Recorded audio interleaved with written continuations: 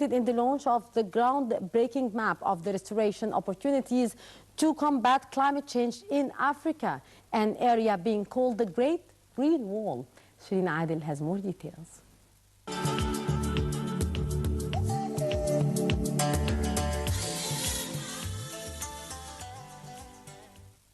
At the United Nations Climate Conference that was held in Marrakesh, the Food and Agriculture Organization FAO participated in the launch of a groundbreaking map of restoration opportunities to combat climate change in Africa, an area being called the Great Green Wall.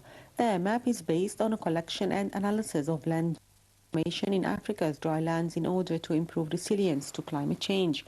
Eduardo Mansour, director of the FAO's Land and Water Division, said as he presented the map during a high-level event at the 22nd Conference of Parties to the UN Framework Convention on Climate Change, that the Great Green Wall Initiative is Africa's flagship program to combat the effects of climate change and desertification. During the event held at the African Union Pavilion on the theme Resilient Landscapes in Africa's Dry Land, Seizing Opportunities and Deepening Commitments, Mr. Mansour explained.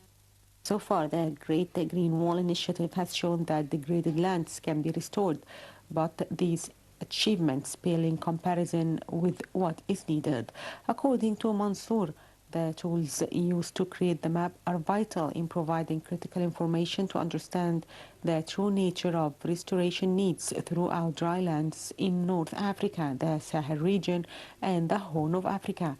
A variety of restoration approaches are possible and necessary in order to implement the Great Green Wall Initiative.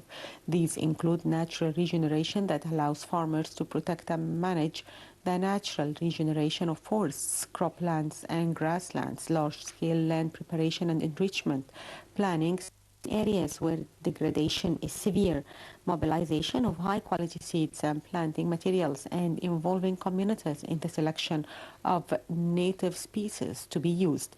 In areas closer to the desert, sustainable management of a waste system and use of native woody and grassy vegetation can help fight sand encroachment.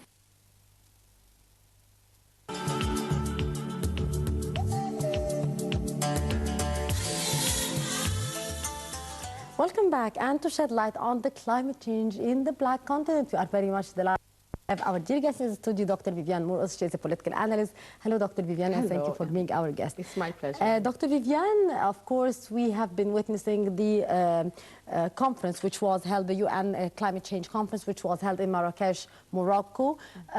So what were, from your point of view, the most important topics that were tackled during that conference? We know that the African continent is the second biggest continent in the world, as well with the second biggest population in the world. Population are mainly poor population as well. And we depend a lot on, they need food, they need to eat, they need to survive, they need to have all activities, they need to have work for men, they need to have work for everybody in the continent. And there are a lot of danger of the climate change in the world.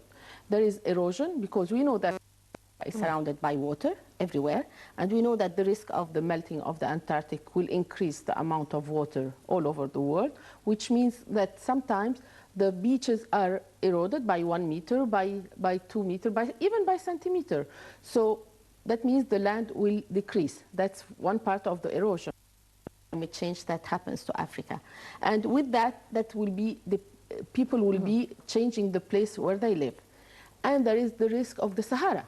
The Sahara is increasing, and with the increase of the Sahara, there are no crops to feed all the population of Africa. So there is this solution of this Great Green Wall for Sahel and Sahara initiative, which means they say, okay, we have the Sahara, the Niger, the Mali, all the Sahara of Africa, and we need to limit the effect of desertification. So what would they do? They do a green belt in the sub-Saharan area from Senegal to Djibouti, from one side of Africa to the other side.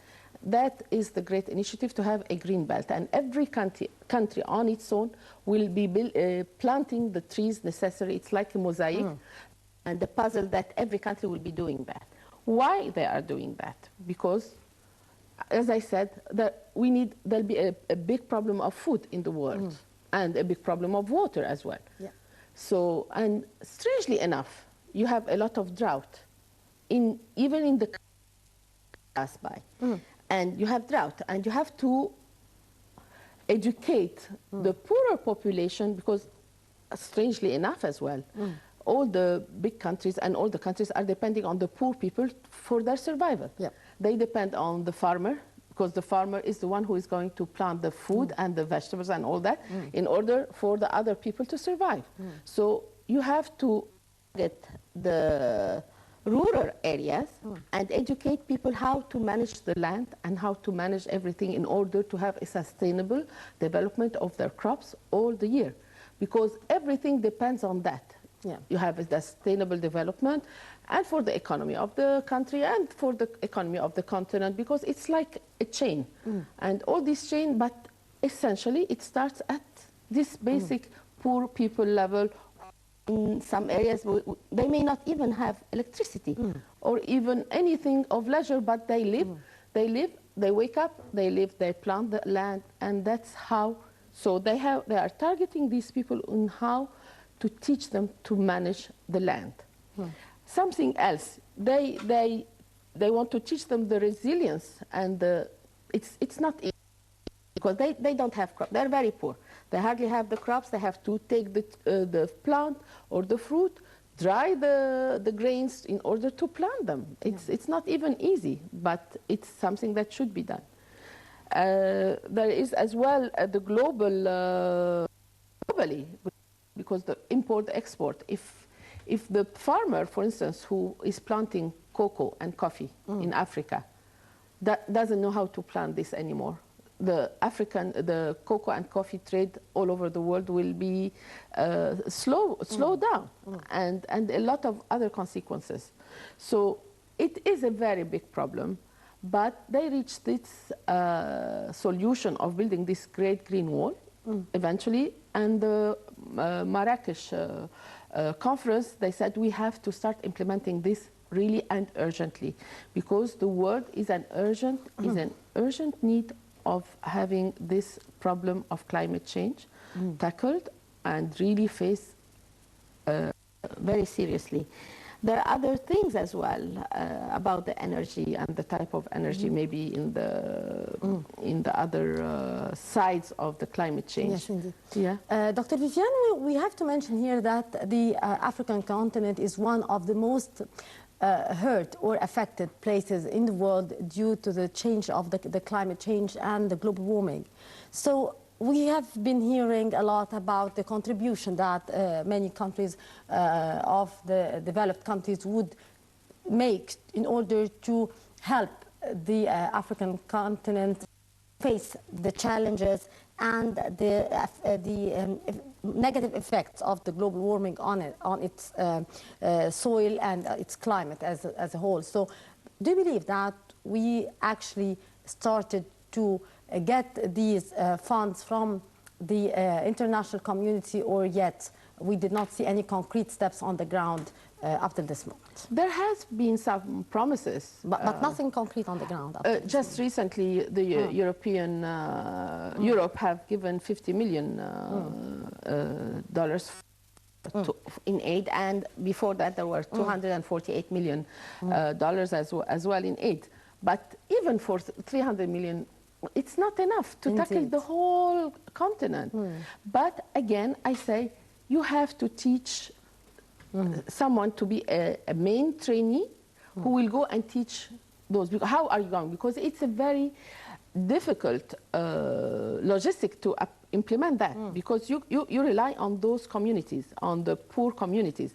Who is going to go to these communities? Because those communities, they don't feel where they live. They don't know, they know only where they live, and for them it's the whole world. Yeah. There's certain things that they don't understand. Some of them are not educated as well. Some of them don't even have a TV to understand where is the world, what is happening to the world. If this action, if I neglect planting this or doing that for him, I want to have rest, I want to sleep, but he doesn't know that if he does that, it's going to affect the whole continent and the whole world. So you have to educate and teach them how to do it, and that's how these funds would help. You're going to get some people to train them, and those people would go and train those local community, rural communities who have never left their places and who have never left their land to do that. So you say, this area there is drought. Why there is drought? You know that in Africa there is a lot of deforestation because they use the trees to sell for the wood. And Yes. this, they don't know that this is not good. And as well, That is a lack of awareness, or what exactly? Of Or due to the course. poor situation in many countries, Dr. Vivian? it's both, actually. It's Lack of awareness and the need for that. awareness, because you, even at the level, at governmental level, they say we want to do this and that, but you have to go and teach those people this awareness. If they don't know what's happening, how can they help? Yeah. So this awareness is the responsibility of the government to implement it on the people. You have to teach, you have to tell them what is wrong, what we are facing, what are the dangers that the whole world is facing by doing this or that. So it's the government, at the government level, they have to find a solution how to go to those people and tell them all these. And you have 1,000 village, how are you going to do that? How are you going to do that? You need really, it's something so easy to say, but to do it on reality, it needs a lot of skilled people who know how to speak to this population. Because these populations are simple. You have to speak to them even in a certain way. You cannot speak to them with big terms. You cannot speak to them with difficult ways of doing things because they don't have the means to do difficult things. So it's just, and as well, a lot of areas in Africa depend on the woman going to go to the field and plant and come and feed the children and take care of her husband, on the woman. So you have to teach the woman what to do, how to do it. And at the end of the day, they like always to sell and to have an income. How are you going to do that with the aim of having them like a job, and with the aim of having them, we count on them on the sustainability of our economy. So we have to make a lot of effort in order to reach everyone. Dr. Vivian, how can the African leaders adopt a stance in order to fight the global warming in Africa? The global warming, you know, every country on its own in Africa has a problem that contributes to the global warming. Indeed. In a way. It can be here, the same in Senegal, but not the same in Egypt. And we are 50 countries in Africa. Indeed. So we have at least 50 different problems that contribute to the global warming. Drought, desertification, drought, floods, desertification. Different. You have seen President Sisi when he met the president of Greece. They planted a tree of olive. And this is a very good initiative because he said, I want 5,000 olive trees, and this is exactly in the depth of this problem. And if you plant these trees in the desert, one olive tree can feed a village. So from this side, our president has tackled the problem quietly and very intelligently in a nice way. We are going to the desert. We are one of the countries that is really killing the desert, if I may say, because all our desert, we are transforming the desert now into green fields and green plantation of wheat, of vegetables. It's a very important thing. And a lot of other presidents as well are going the same line by implementing the Great Green Wall, because they want every country to plant at least on 2-3 kilometers trees of different type in order to have this the green wall from Senegal to Djibouti. And by teaching that, a lot of population as well, there have been some work, and a lot of population have been regaining some land and some hectares and planting things now, even in Ethiopia, in Nigeria, in Sudan. And if I may say, we see now that we've been talking about Nigeria is at the verge of having a famine. And that's because of that, of the desertification. So we should teach the people. You can give them some grains or a pack of rice, but that's not enough. You have to teach them how to overcome this in order to be able to survive on their product. Because you cannot just, you help, we need to help, and we have to help. And the FAO has to help and everything, but you cannot help them just by what will a sack of rice give them as help. You have to teach them how to plant it and why you need to plant, because of the effect of the absorption of the plants that makes some humidity, and the humidity would make rain and transform the drought into a fertile areas. So that's very important for the African continent and the whole world, of course. Indeed. What are the most negative repercussions of the climate change on the Black continent, and to what extent that is representing a real burden on the development in the Black continent? Look, we have a lot of factories, usually, that use fuel that makes CO2 emission. That's one of the, it's a very, one of the main factors of causing climate change. Yeah, and global warming. And we are warming. paying the price here in Africa, although the industrialization is not quite high. I think the whole African continent has a lot of sun. And we should be shifting into a solar energy, into a better way of using energy in order to limit. Renewable energy. Yeah, renewable and alternative energy. And there are areas, if you have the desert, for instance, Egypt and Niger and all that, they have desert and they have the sun. They should start making factories for solar energy, and it will make everybody work there. Yeah. We're starting in Egypt to use the solar energy as well, with the sand and the sun that we have. We have solar panels and all that, because you use the silicon granules that are very good in the Egyptian desert. It's the best type of granules for the solar energy panels. So we should start using this type of energy in order to limit the emission that damage the climate more and more in the factories and all that. But strangely enough, in Africa as well, it's not as much yet. And even in Egypt, despite all the factories that we have, we don't contribute only 0.5% to the CO2 emission of the world. So it's not that much. But still, even with that, we should think of using the renewable energy, the wind energy, energy of wind. The wind energy has been used for a long time, from the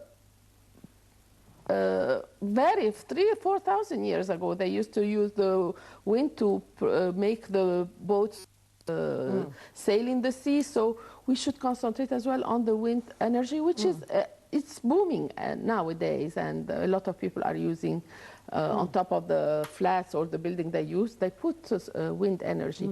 So by contributing things like that in every country, we should improve the effect of the global warming in order for us not to suffer as we will be suffering eventually.